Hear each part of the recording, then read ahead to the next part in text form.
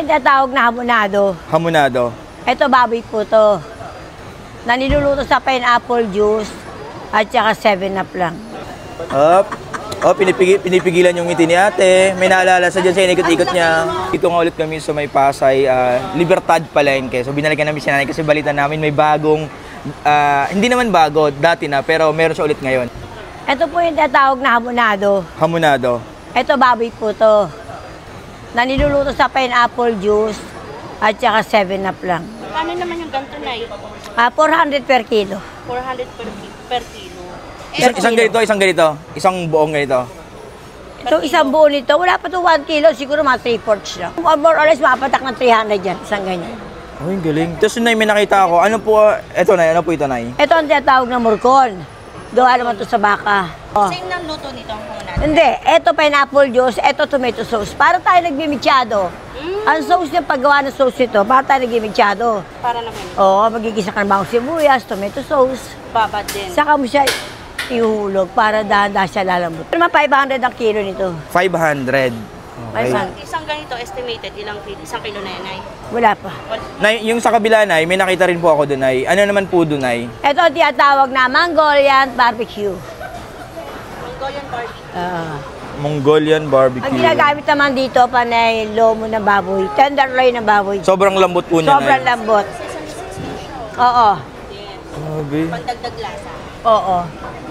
Tsaka ganyan talaga ang paggawa ng ano niya, ng Ricardo niya. So nay, magkano naman per kilo niya nay? Dito sa Mongolian, ay mura ko na ito ibibigay. 360 lang. 360. Isang kilo na yun. Oh, yun guys, so 360 lang to guys, oh. Ayan, manawa kayo dyan. Lomo pa yan. Lomo ng Tenderloin. tenderloin ng Baboy. baboy. Baboy. So ibig sabihin, ito yung pinakamalambot na Yan ang part. pinakamalambot na parte ng baboy. Uy, ang galing. So ito yung, ito guys, oh. Morcon baka. Ito naman yung Hamonado na baboy. hamonadong baboy. Ayan, oh. Embutido. Embutido. Magkano naman sa embutido, nay? Ay, 100 lang to. Murang-mura. 100. Hindi pa alam, may mga order na kami nito. Talaga, ang dami na. Oo. May nagpapareserve na ngayon Oo. Pasko. Total ito ginagawa namin ito. Lalagay na sa, ipa-plastic na yan, isa-isa, bago ilalagay na sa freezer yan. So, nakakailang kilo kung ganito? Ito? Sa Morcon baka. Oo, madami itong ginagawa namin na ito eh. Hindi na matansya kung ilang Hindi na matansya kung ilan. Kung ano lang kaya namin gawin ko, busy na nga rin, di ba? Sobra. Kaya maaga pa gumagawa na kami.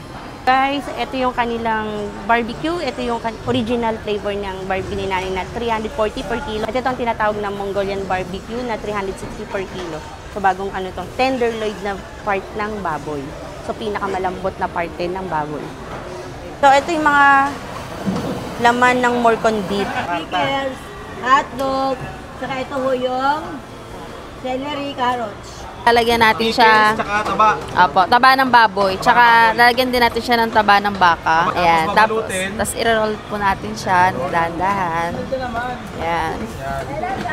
Itong tagumpay. Tipid eh. Ayan. Ayan. Lalagyan natin siya ng taba dito sa ibabaw para mas maganda. Bakit may taba Para mas malasa Para lumasa siya. siya. Para yan. Tatali po natin siya para maging buo. Up. Oh, pinipigilan yung ngiti ni ate. May naalala sa dyan sa inikot-ikot niya. Te, pag iniikot mo yan, te, may naalala ka? Oo. Ay! Turok. Hamonado.